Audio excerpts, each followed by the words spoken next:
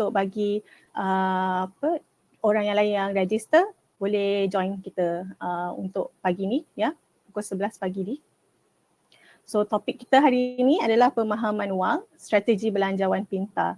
Bersama saya Fatih Rosli, pembimbing kewangan naluri. Ya. Mungkin boleh cakap hello dalam chat room supaya saya tahu anda ada bersama saya sekarang. Anda boleh gunakan ya. Waalaikumsalam Wan Nurliana. Hello Amni. Hello Maisara. Hello Nora. Waalaikumsalam Nora. Ya, good. So, ya Zaituni. Waalaikumsalam. Hi. Good to see semua orang ada boleh chat. So kita akan buat perbincangan hari ini ataupun webinar hari ini secara interaktif ya. So saya berharap anda semua boleh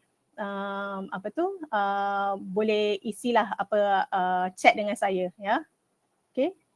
Mungkin kita bagi 1 minit lagi untuk rakan-rakan kita yang lain boleh join ya. Okay, ada 14 orang sekarang. Anda semua apa khabar? Puasa hari ke-3 kan hari ni? Semua okey?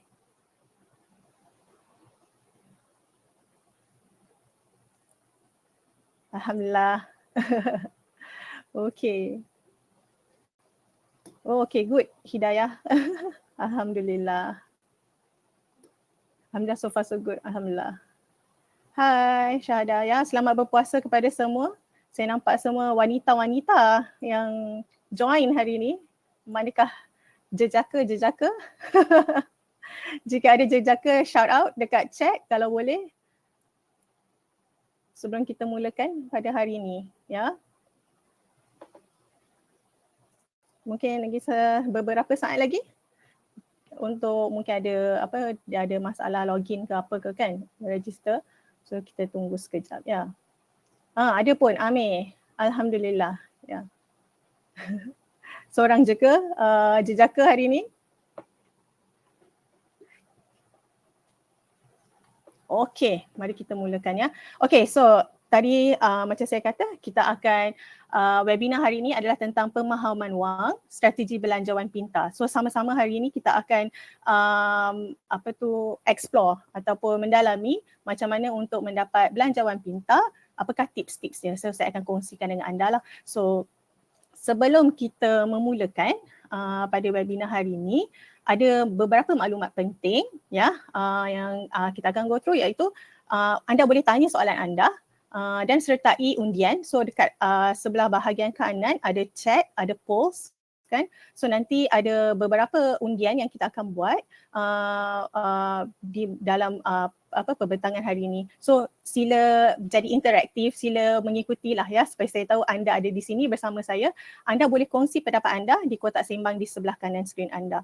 Jika hendak menulis soalan saya menuju soalan kepada saya, sila type alias Fatin ya supaya saya tahu ini adalah soalan kepada saya. Jika ingin kekal tanpa nama atau untuk tidak dikenali atau anonymous, pastikan anda menanda hantar mesej peribadi ya. Selepas anda tulis mesej anda akan keluar mesej peribadi, so anda klik yang tu ya supaya anda remain anonymous. Edaran akan tersedia untuk dimuat turun pada tab di sebelah kanan nanti ya, untuk which we call handouts lah ya. Pembentangan ini akan dikongsikan sebagai dokumen PDF di akhir webinar. Kita akan memberi semula untuk tuan-tuan dan puan-puan untuk tengok pembentangan ni nanti ya. Dokumen PDF kita akan kongsikan nanti. Okay, sedikit sebanyak tentang saya. Hai, saya Fatih Rosli. Assalamualaikum. Saya adalah salah seorang pembimbing kewangan naluri ya, dan juga seorang perancang kewangan berlesen di firma Wealth Vantage Advisory Sdn Bhd ya. Saya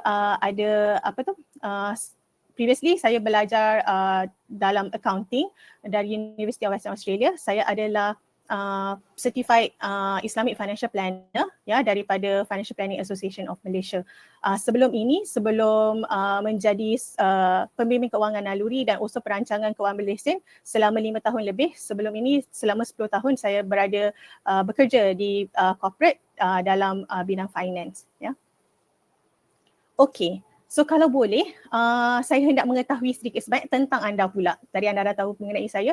Bagaimana keadaan kewangan anda? Mungkin anda boleh jawab di bahagian poll atau undian supaya boleh tahu bagaimana keadaan kewangan anda. Ya, jangan risau. Ini semua adalah anonymous.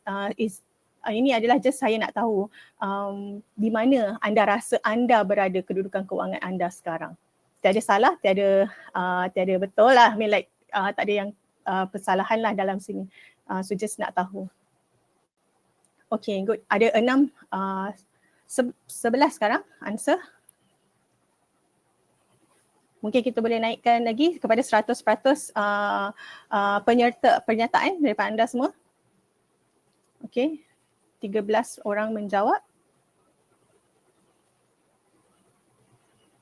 Okay, lagi sikit je. Lagi 19% je untuk nak jadi 100%. Mungkin kita boleh tunggu 1-2 dalam 10 saat lagi.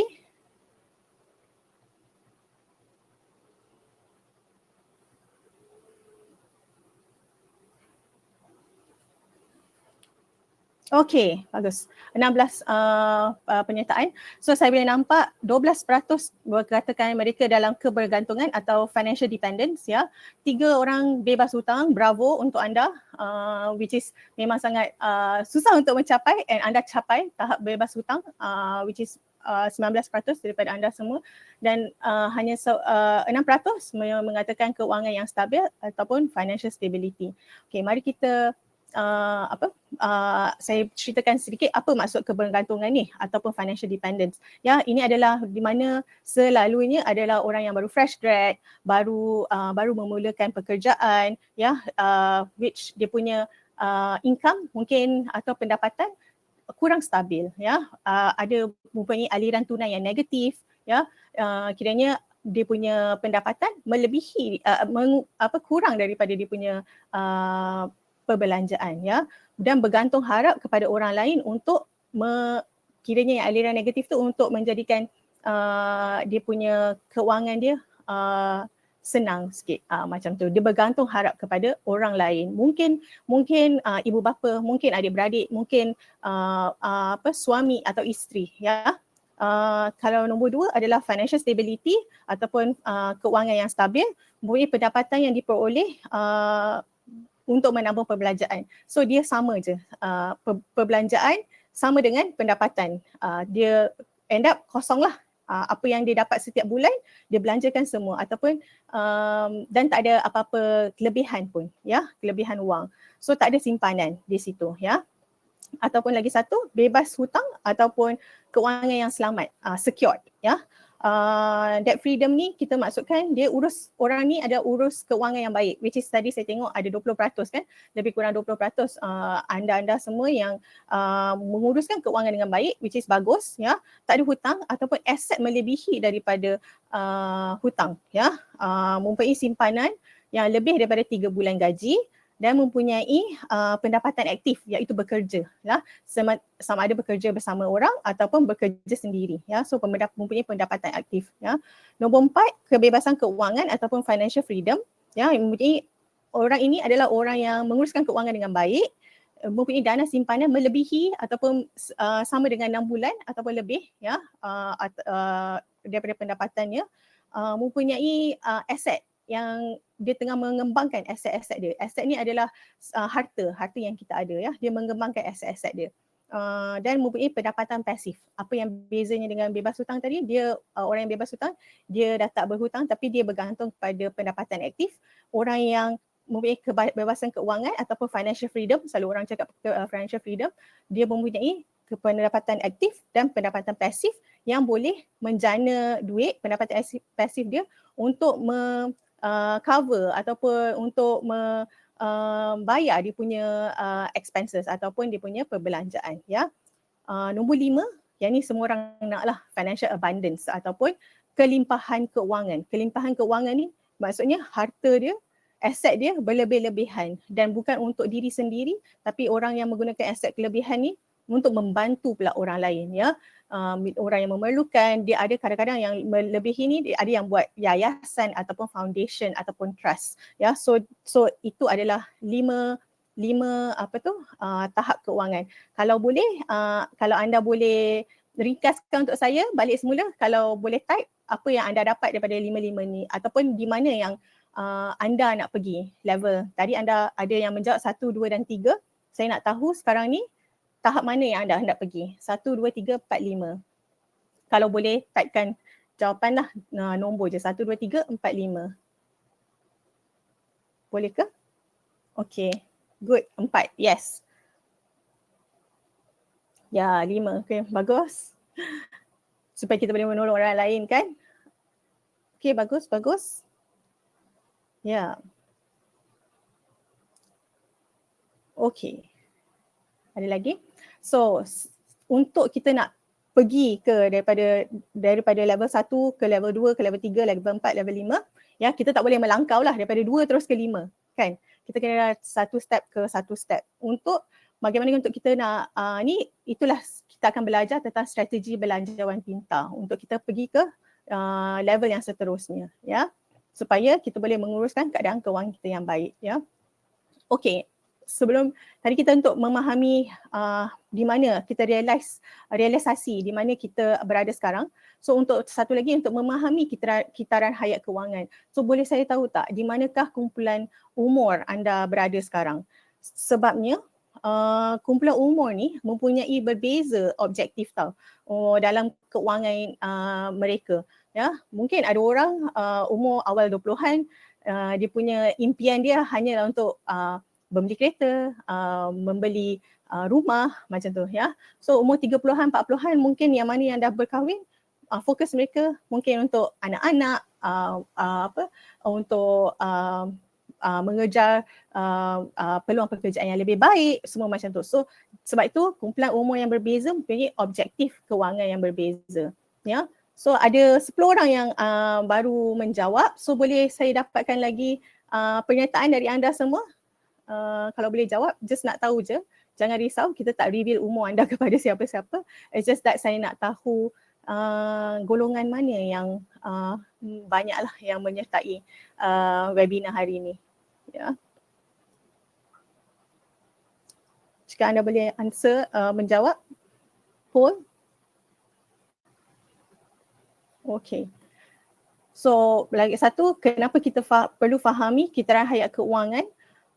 Kumpulan umur ni dia macam ada keperluan keuangan sendiri tau, macam tu. So pertengahan 40-an ke 50-an mungkin pada masa ini mereka punya pemikiran adalah untuk sama ada untuk membeli rumah baru untuk bila pension nanti, ya, ataupun macam tengah berfikiran untuk bagaimana kehidupan selepas bersara, ya, selepas bersara tidak bekerja. So dari sini mungkin mereka hendaklah menambahkan dana persaraan mereka, kan. So 50 tahun dan seterusnya kebanyakannya mereka dah merancang untuk membuat pengurusan harta pusaka, dana untuk anak-anak, semua macam tu. Ya. Okey, ada 79% ya orang yang menjawab setakat ni. Mostly 30-40-an dan 40-an ke 50-an. Okey, good. So at least saya tahu dengan audience macam mana saya bolehlah saya directkan webinar hari ni. Okey. So macam tadi, untuk saya terangkan tadi 20-30-an mungkin baru lepas daripada SPM college, kan, university. So sebagai permulaan apa yang anda boleh lakukan adalah tabung kecemasan, ya, untuk build up you punya simpanan. Itu paling utama. Kerana yang paling minimum anda boleh ada target adalah 1,000 untuk sebagai permulaan. ya. Daripada 1,000 akan increase lah atau akan meningkat kepada 3 bulan gaji dan kemudian 6 bulan gaji. So tabung kecemasan ni perlu untuk apabila berlaku kecemasan secara tiba-tiba lah, ya. So kemudian selepas ada simpanan mungkin boleh explore untuk perlindungan pendapatan, ya. Yang ni untuk melindungi diri sendirilah, sebenarnya untuk diri sendiri dahulu daripada kejadian tidak dijangka lah. Selalunya adalah perlindungan hidup ataupun perlindungan apa tu kalau accident lah, ya, kemalangan macam tu, ya. So apabila dah kepada satu tahap yang lain, mungkin dalam umur 30-an macam tu, lewat 20-an ke pertengahan 30-an, anda dah mara ke depan dalam pekerjaan, ya. Mungkin sudah berkahwin, sama ada pendidikan untuk diri sendiri ataupun pendidikan untuk anak. Ini adalah sesuatu yang simpanan yang selalunya pada peringkat umur inilah mereka akan bina dana pendidikan, ya. Dan satu lagi adalah kenapa simpanan ni perlu adalah untuk impian masa depan. So ada orang dia nak simpanan untuk membeli rumah, ya, simpanan untuk beli kereta ataupun dia punya percutian impian ataupun hendak melancong ke seluruh dunia, kan. So semua ini memerlukan simpanan jumlah wang yang besar. Ada yang berkira-kira daripada bekerja bersama di bawah syarikat, mereka hendak venture into perniagaan ataupun hendak bekerja sendiri, ya. So ini adalah salah satu simpanan yang anda boleh lakukan lah, ya. Dan kemudiannya 30-an, pertengahan 30-an hingga ke 40-an, selalunya orang akan memikirkan tentang perlindungan kesihatan sebab ada ramai yang bergantung harap kepada diri anda, betul tak? Kan?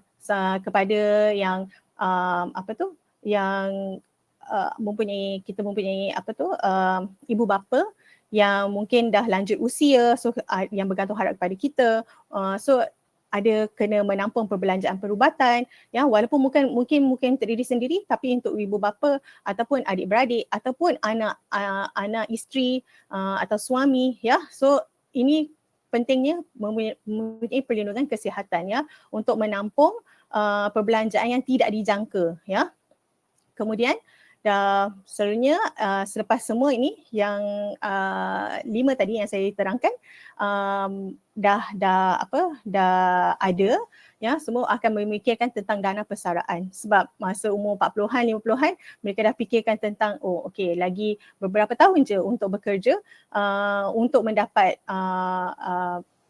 dana atau pendapatan, ya, untuk saya simpan untuk persaraan. Kalau yang mana yang dalam skim pencen dan bagus anda ada ni, tapi yang mana yang bekerja sendiri ataupun bekerja dengan bawah syarikat, so dari sini anda hendak kena pastikanlah sama ada lagi 30 tahun untuk anda hidup, ya, cukup ke tak. Kalau selama ni kita dapat bulanan, kan, duit bulanan, tapi lepas ni 30 tahun tak ada duit bulanan dah, ya. So macam mana hendak anda menguruskan dengan baiklah. So adakah cukup, adakah tidak cukup, ya. So saya pernah jumpa dengan orang yang baru 52 tahun tetapi dana persaraan dia berbanding dengan tahap perbelanjaan dia, dia boleh kalau perbelanjaan dia tak berubah lah, ya, sama macam sekarang, dia hanya boleh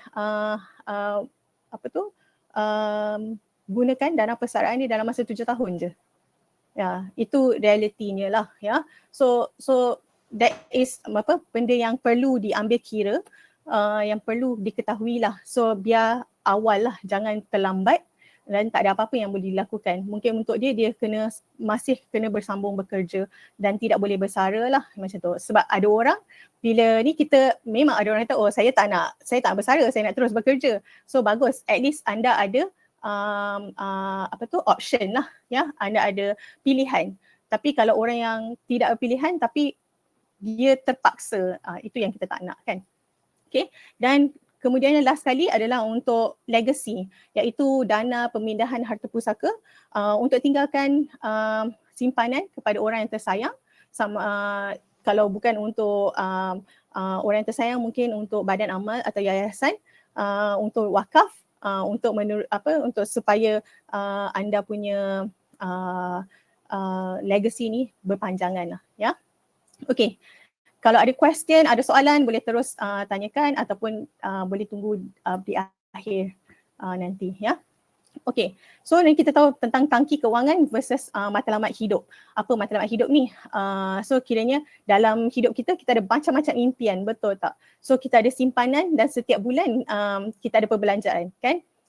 Kita dapat duit daripada gaji atau pendapatan, so kita berbelanja dan juga menyimpan. So boleh tak saya tahu anda berbelanja dulu ke anda simpan dulu? Mana satu? So ada orang berbelanja dulu. So belanja semua, tak ada dah simpanan. So tak boleh simpan. Ada orang simpan dulu dan berbelanja kemudian. Kan? Dia belanja selepas dia menyimpan lah apa yang tinggal, itu je yang dia boleh belanja. So kalau boleh tahu anda belanja dulu ke simpan dahulu?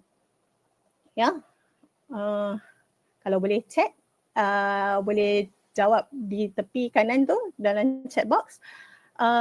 Okay, kalau kita simpan, selalunya kita panggil ni tangki keuangan lah, ya.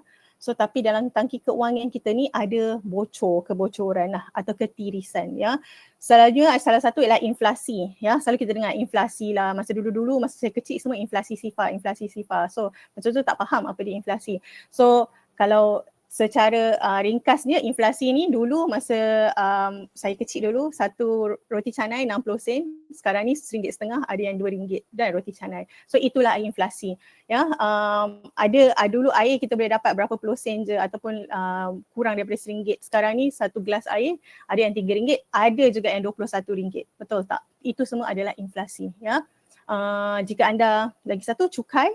So jika anda tidak membuat filekan cukai dengan baik, mungkin anda akan didenda, mungkin akan diaudit. So itu adalah satu ketirisan keuangan lah, ya, ketirisan daripada simpanan. So kita kena memastikan kita punya cukai in order lah, ya.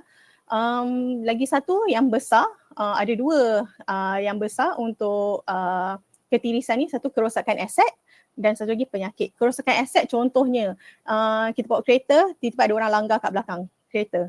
So, kita kena betulkan kereta. So, itu semua adalah perbelanjaan yang tidak dijangka. Ya, and itu adalah kadang-kadang perbelanjaan yang besar. Mungkin orang kata, bolehlah claim insurance. Bagus kalau ada insurance. Kalau tak ada insurance, especially kalau rumah, tiba-tiba pipe bocor.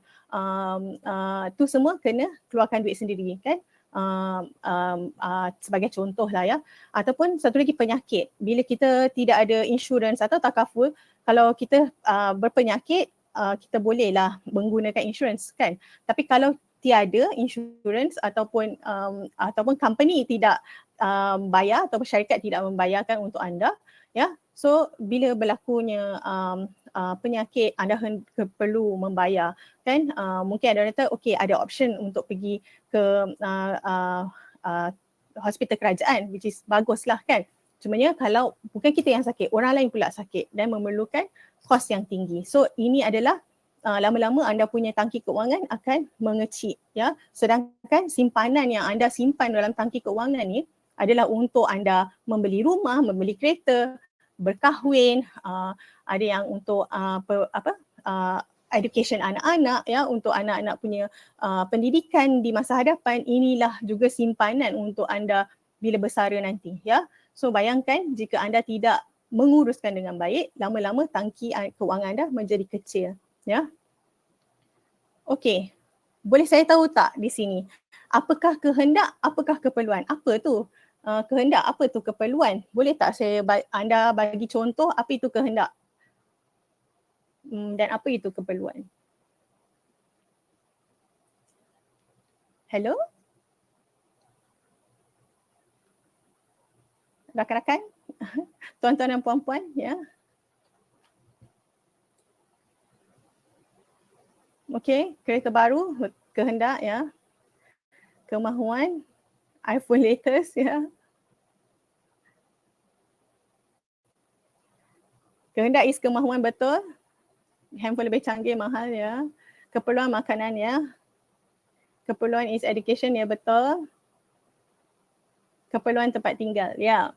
Okay, so anda ada idea lah ya. So kehendak kereta baru, kadang-kadang kereta baru ni dia kadang menjadi keperluan bila mana kita kena tengok lah ya. So dia menjadi keperluan bila mana kereta yang lama dah tak reliable. Mungkin selalu breakdown macam tu ya. So mungkin dia menjadi keperluan dah masa tu. Tapi di kereta baru menjadi kehendak bila mana dia melebihi daripada tahap kita punya keuangan lah, tahap affordability kita ya. So dia menjadi kehendak dah masa tu ya. So kalau keperluan ni kita tidak boleh hidup tanpa benda tu, which is makanan, tempat tinggal, tapi bila berlebihan dia menjadi kehendak ya. Okay, terima kasih kerana saya tahu anda berada di sini dengan saya ya. Okay, this is salah satu tips untuk hari ini. So peraturan 50, 30, 20. So macam mana kita dapat setiap bulan kita dapat gaji, kita dapat profit kan daripada bisnes semua macam tu ya. So apa dia keperluan? Selalunya 50% kita akan belanjakan daripada simpanan bulan, daripada pendapatan bulanan ya. Untuk yang macam saya cakap tadi lah, untuk rumah, mungkin ada orang bayar sewa, bayar pinjaman perubahan ya, kereta, belanja makanan kan, kita beli groceries, semua ni 50% lah ya. Kehendak mungkin bukan kita kata tak boleh ni, tapi boleh, tapi dalam masa yang 30% lah, kita budget 30% ya. Dan 20% kalau boleh, 20% ni minima ya, untuk untuk simpanan anda lah, simpanan masa hadapan ya. Okey. Okay, so lagi satu tips adalah berapa banyak nak kena simpan ni. Tadi dah tahu dah kan 20%. Tapi simpanan kecemasan, apa tu simpanan kecemasan? Tadi kita dah katakan simpanan kecemasan tu bila adalah simpanan bila masa anda perlu menggunakannya lah, di masa terdesak. Terdesak means that masa tu adalah berlakunya sesuatu lah, macam tiba-tiba kereta rosak, nak kena hantar pergi bengkel, mungkin boleh gunakan simpanan kecemasan ya.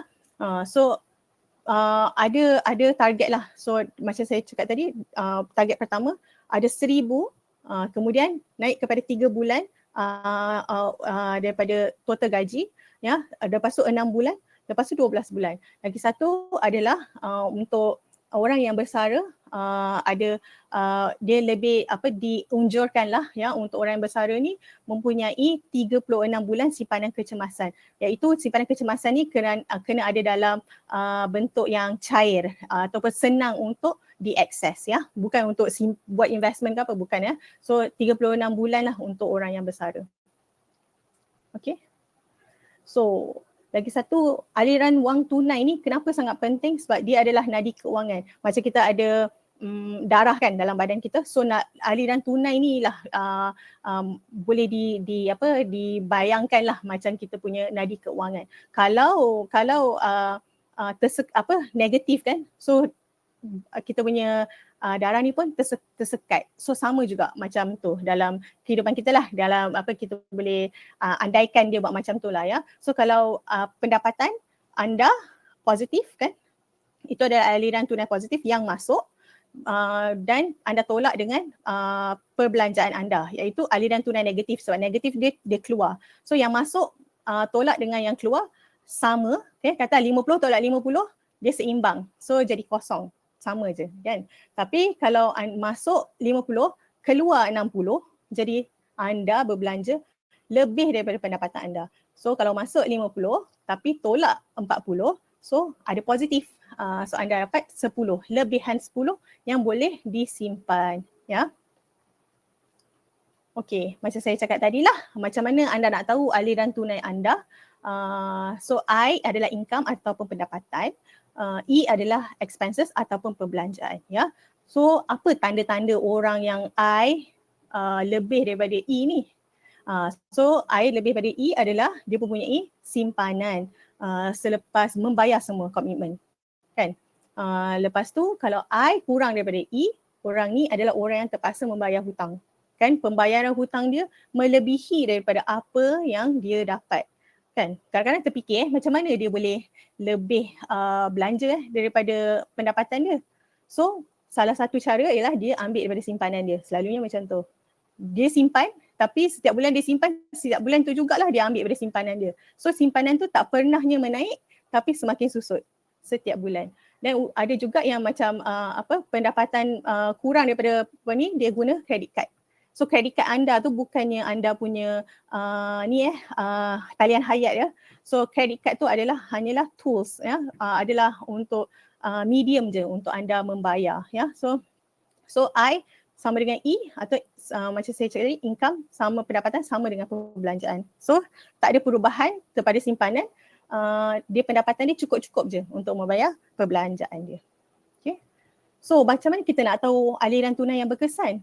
Salah satunya adalah meningkatkan pendapatan. Ada orang ada pendapatan aktif ya daripada penggajian. Dia ada juga buat side hustle, orang selalu main side hustle kan. Ada pekerjaan kedua, ketiga macam tu kan. Ada yang buat bisnes kan di rumah.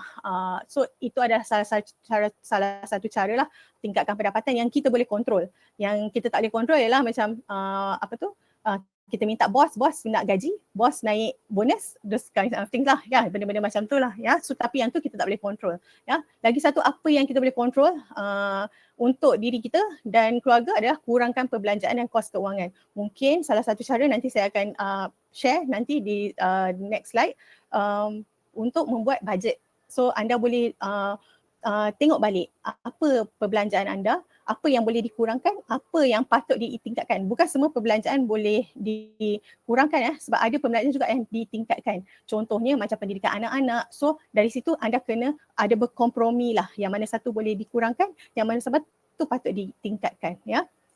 Dan kemudiannya bila anda tingkatkan pendapatan, kurangkan perbelanjaan dan kos keuangan, anda boleh tingkatkan simpanan dengan pengurusan tunai yang baik ya. Okey. So macam saya cakap tadi, semak komitmen bulanan ya. Anda kena semak komitmen bulanan anda, tengok apa yang insurans yang anda bayar tu melebihi tak daripada pendapatan anda. So kalau kadang-kadang orang bayar sikit tapi dia punya coverage dia ataupun dia punya perlindungan tu bagus, tinggi, memang apa yang dia patut dapat. So kadang-kadang ada orang bayar insurans banyak.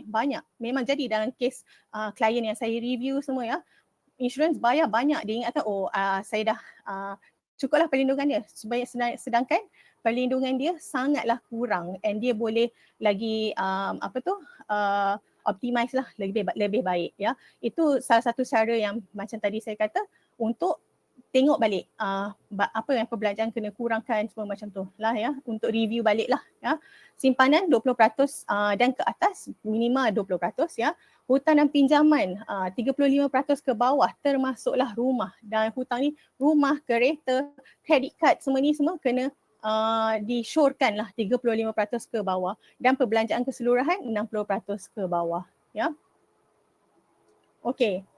Dan lagi satu, yang ni kadang-kadang ini yang kita boleh kontrol, tapi adalah susah kadang-kadang, tapi tak impossible ya. Tak bermakna tak boleh dilakukan. Okey. Anda perlu semak perbelanjaan gaya hidup anda. Adakah anda berbelanja lebih? Selalu makan di luar ke? Masak kat rumah ke? Selalu online shopping. Selalu online shopping ni kita tak ada budget pun. Suka main beli je. Swipe. I like this, swipe kan, macam tu. So benda-benda macam tu. So bagi saya anda perlu ada budget lah untuk setiap apa yang anda belanjakan lah. So mungkin salah satu cara ni untuk online shopping, kan sekarang ni ada e-wallet apa semua macam tu kan. So setiap bulan mungkin anda boleh allocate lah untuk setiap e-wallet. Macam saya selalunya apa yang saya buat, kalau untuk petrol, saya tahu setiap bulan lebih kurang 200. So saya akan masukkan dalam settle 200. So apa yang ni setiap bulan memang dah allocate macam tu. So kalau untuk saya punya makan-makan, saya ada satu lagi card e-wallet. So dan tu saya akan masukkan berapa ratus untuk makan-makan di luar macam tu. So dari situ senanglah anda gunakan tools ataupun e-wallet yang ada tu untuk buat anda punya perbelanjaan lagi senang lah, lagi mudah kan. Okay. Kadang-kadang mainan, gadget kan, macam tadi kita tahu itu keperluan ke kehendak. Sebelum beli apa-apa kita kena fikir dulu, keperluan ke kehendak ya.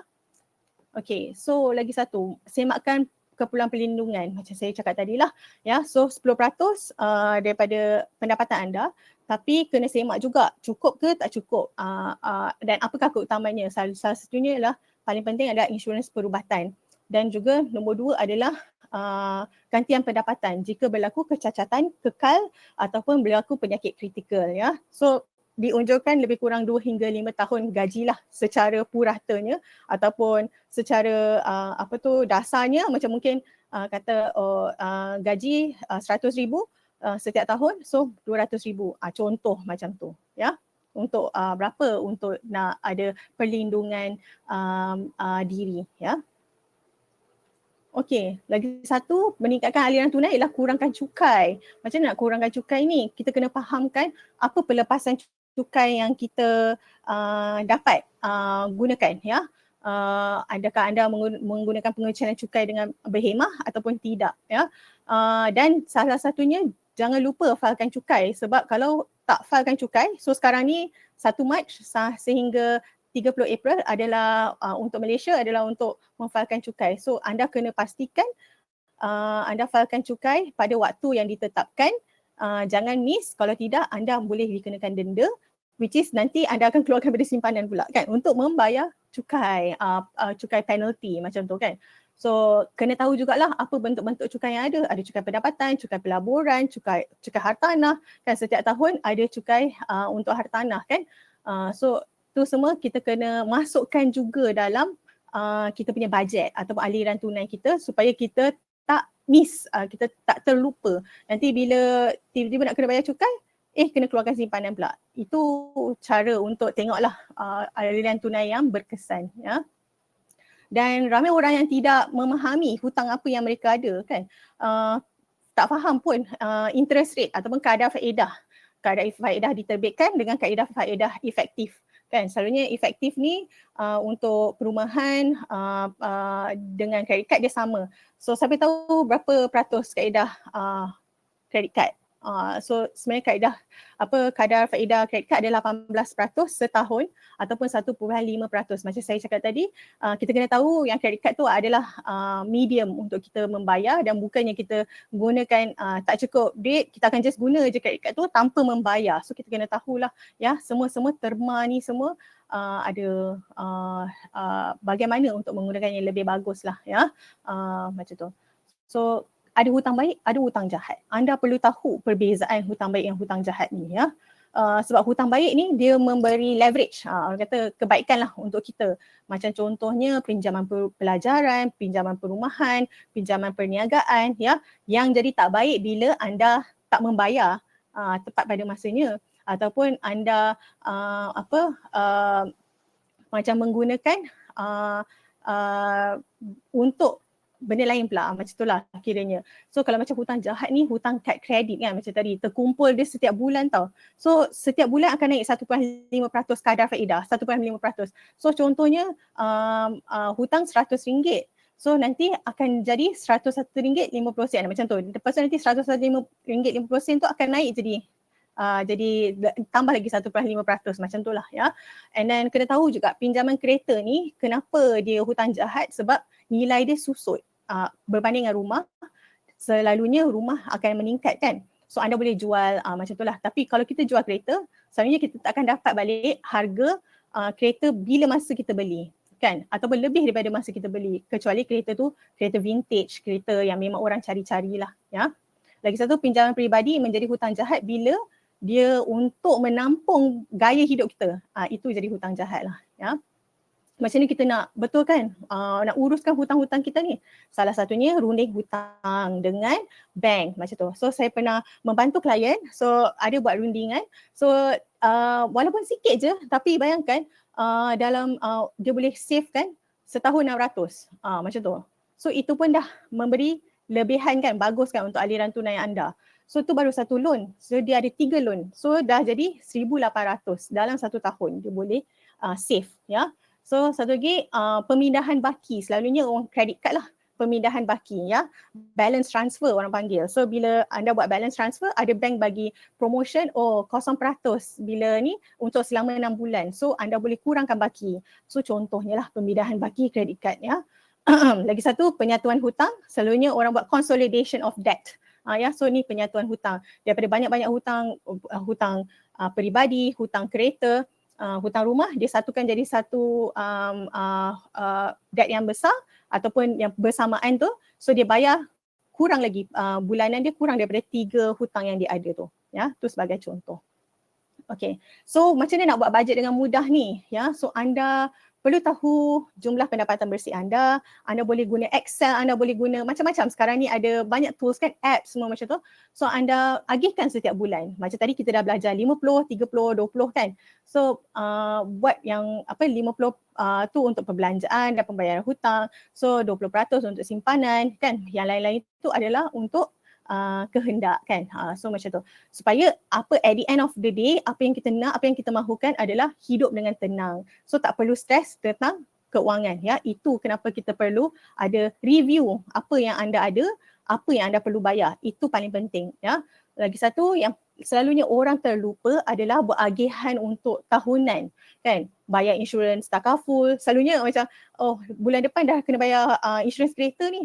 Alamak, simpanan tinggal sikit ni. Terpaksa buat keluar apa-apa duit gaji bulan depan tu, yang tu yang diguna untuk bayar insurans. Habis yang lain tu semua dah jadi haywire macam tu. So that's why saya unjurkan anda untuk buat review anda punya bajet ya.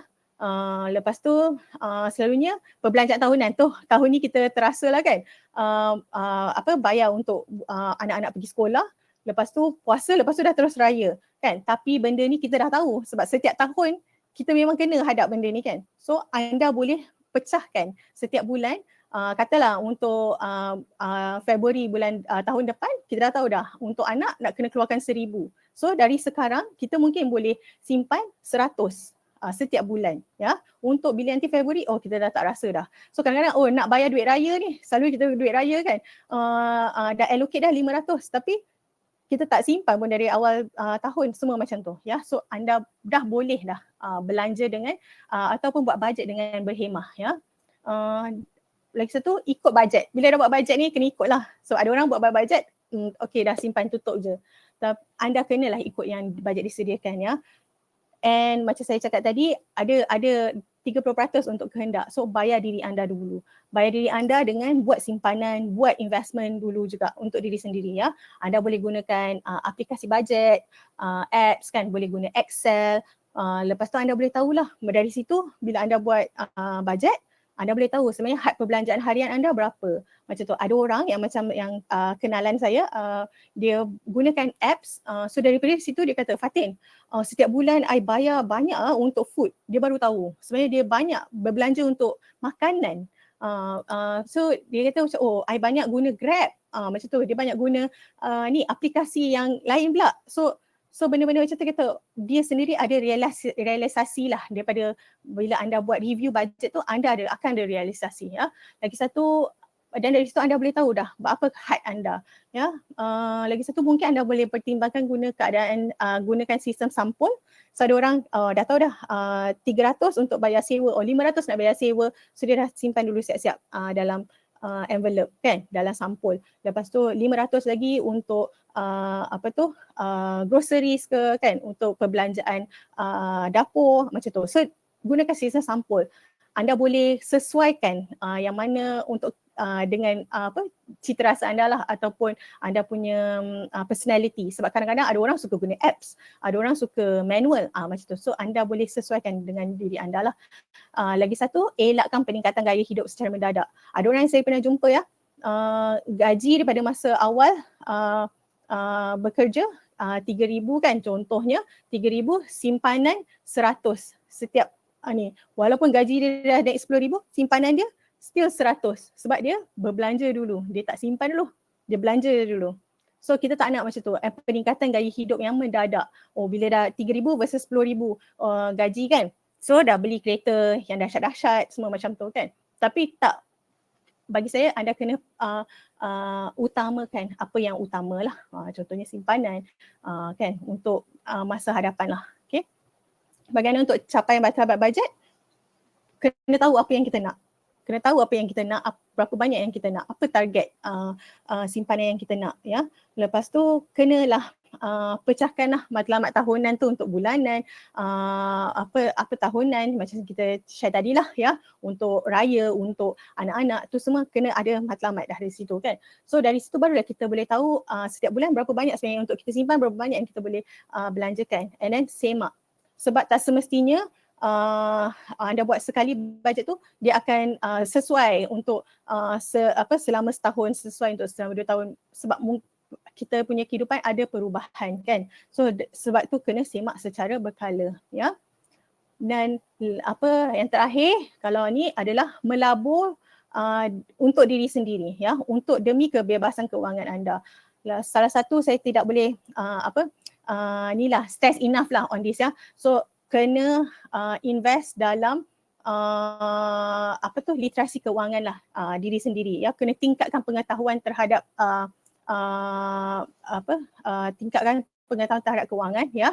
Boleh kalau anda rasa macam overwhelmed untuk buat sendiri, terasa macam terlalu stres untuk buat sendiri, boleh dapatkan bantuan daripada agensi kerajaan ataupun dapatkan nasihat keuangan menyeluruh holistik untuk daripada pelesen perancangan keuangan berlesen lah, seperti saya, dan juga ada 1,000 lebih orang lagi dekat yang berlesen lah kalau di Malaysia, ya.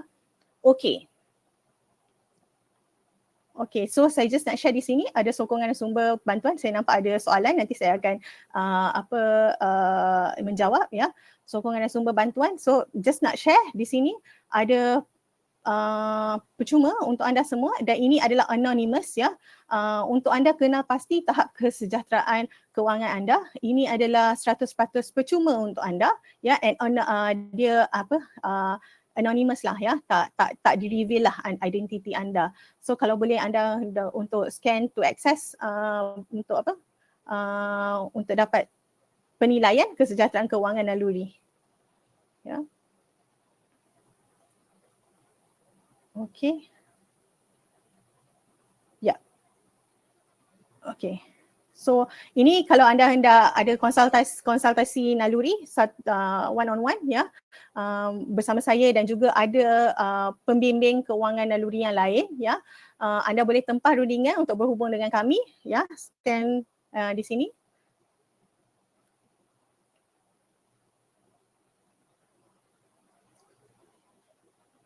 Okey.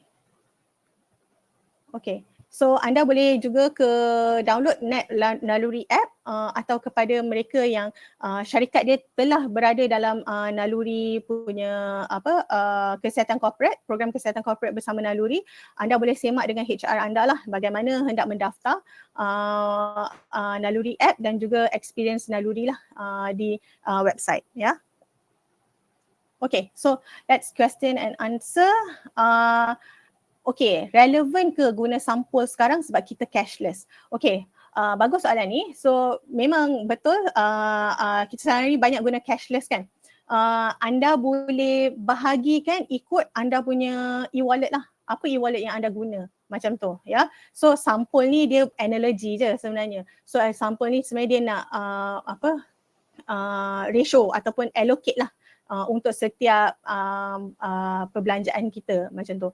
So tapi apa yang saya boleh katakan juga, ada tempat yang tak guna cashless tau. So anda juga boleh kan kita kata dana kecemasan kan. So sebenarnya bukan je dana kecemasan dalam bank account ke, dalam simpanan ke kan. Tapi kena ada dana kecemasan dalam wallet kita juga.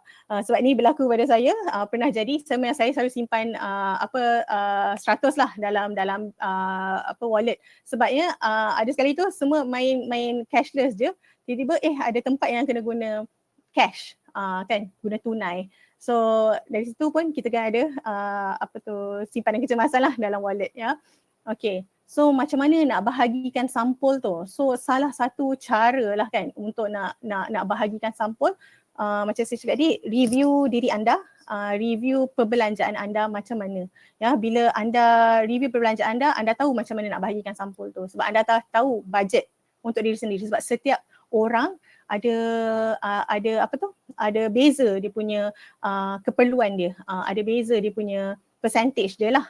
So salah satunya sebagai permulaan kan boleh 50% tu untuk apa kan tadi keperluan kan, 50% keperluan. Dari situ anda boleh tahu berapa banyak sebenarnya anda belanja untuk dapur kan, untuk perbelanjaan dapur. So mungkin dari situ 500, contoh kan 500. So setiap bulan anda akan gunakan daripada sampul tu lah, pembahagian daripada sampul tu 500.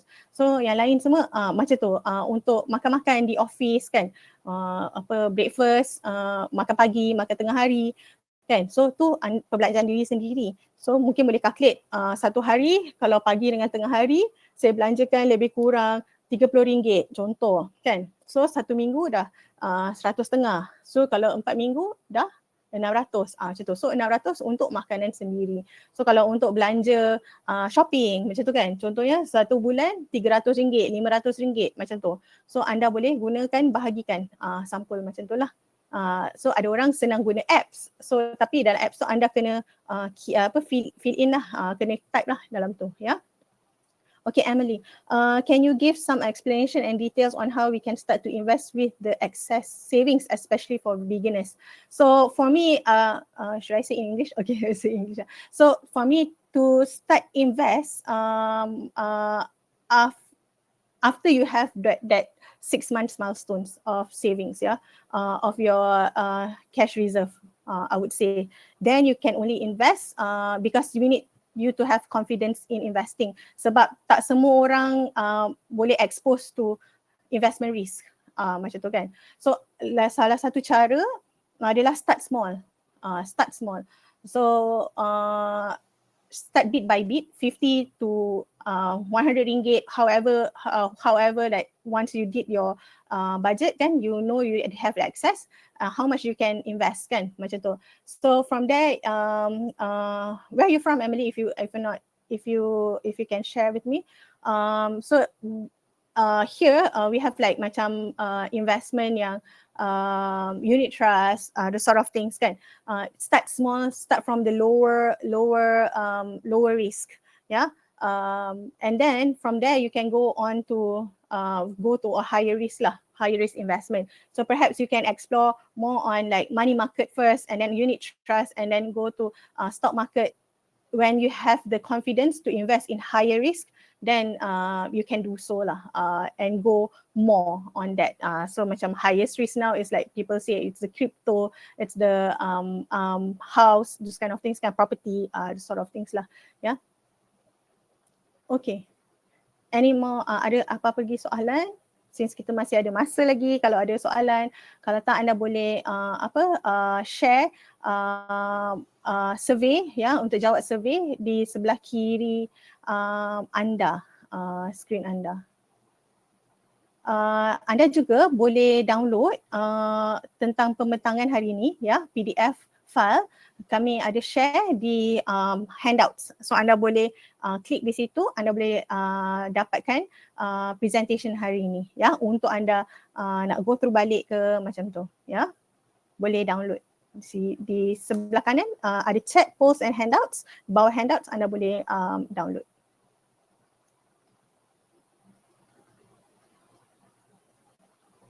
Anda boleh fill up the survey form Okay, ada soalan-soalan lain tak?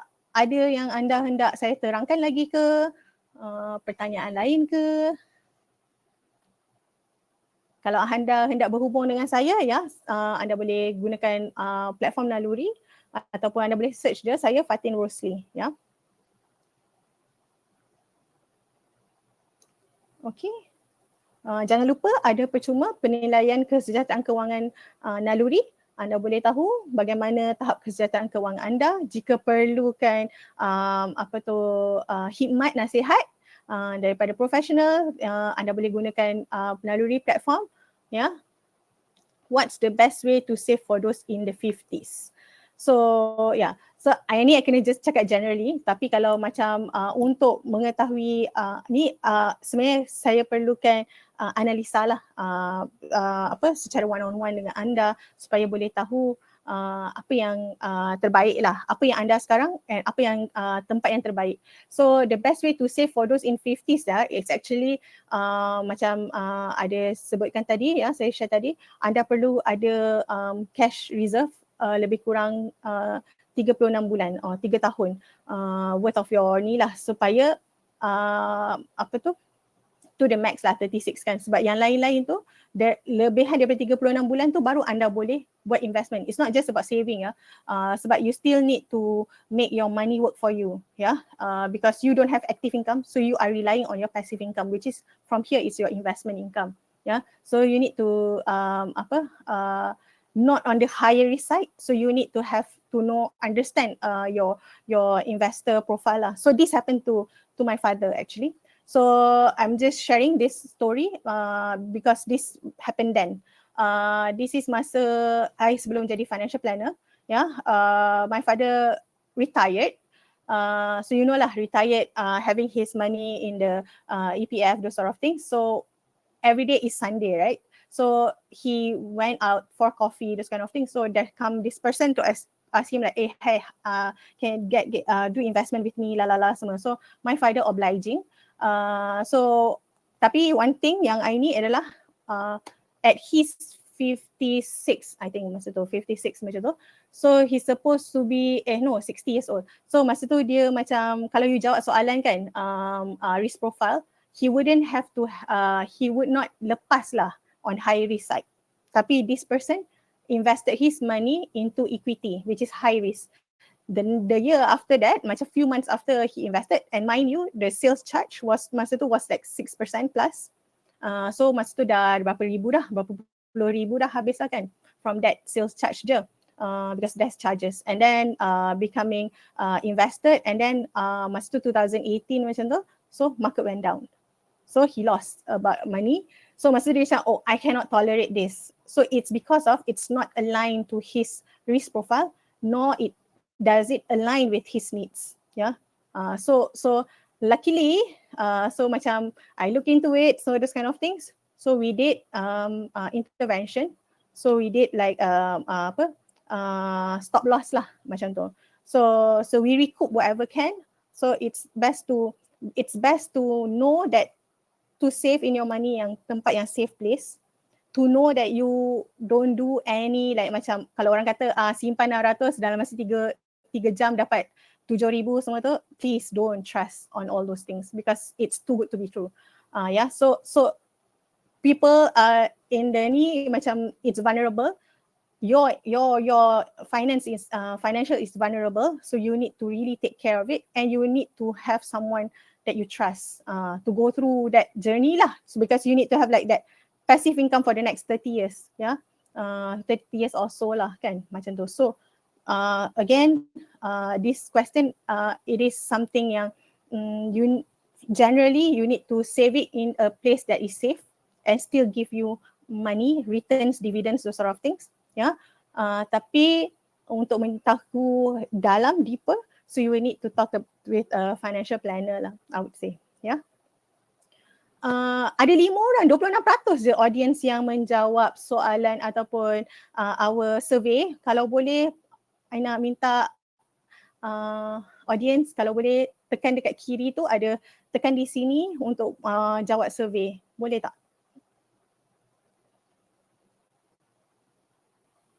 Kita perlukan sikit masa je untuk anda jawab soalan. Okay. Any soalan lagi yang saya boleh bantu? Tak dapat tekan, Nora. Michelle, can you help me?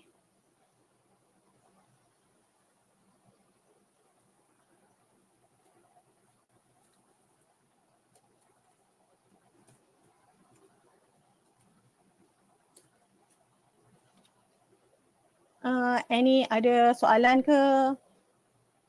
Kena scan mana? Macam mana Puan Nora? Nak scan yang mana satu?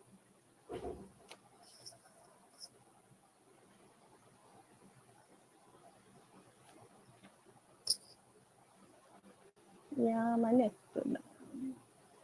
Okay, cool. Okay, ada soalan lain ke?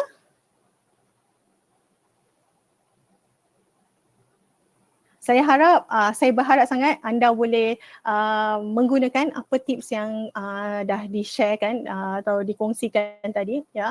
Kalau tak dapat buat semua, buat sikit dengan saya berharap sangat macam anda ada perubahan dalam anda macam mana anda handle or target or uruskan anda punya keuangan ya.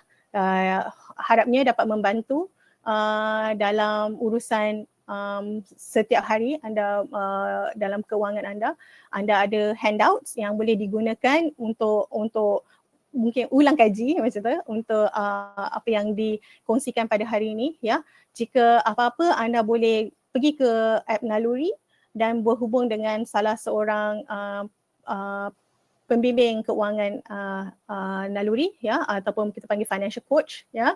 Ataupun anda boleh juga kalau ada yang nak terus berhubung dengan saya, boleh Google saya Fatin Rosli ya. Okay, so saya rasa dah pukul 12 tepat ya. Jika tiada apa lagi soalan, kita berhenti di sini, kita akhiri di sini ya. Terima kasih kerana menjadi audience yang awesome, yang berinteraktif dengan saya ya. Saya harapkan hari ini akan menjadi lebih baiklah kepada anda ya untuk di masa-masa akan datang. Selamat berpuasa dan selamat manage anda punya uruskan keuangan anda ya. Okay, bye. Assalamualaikum. Ya, thank you Maisara. Thank you Hidayah. Thank you Shaza. Thank you Emily. Thank you Hayati. Bye. Assalamualaikum.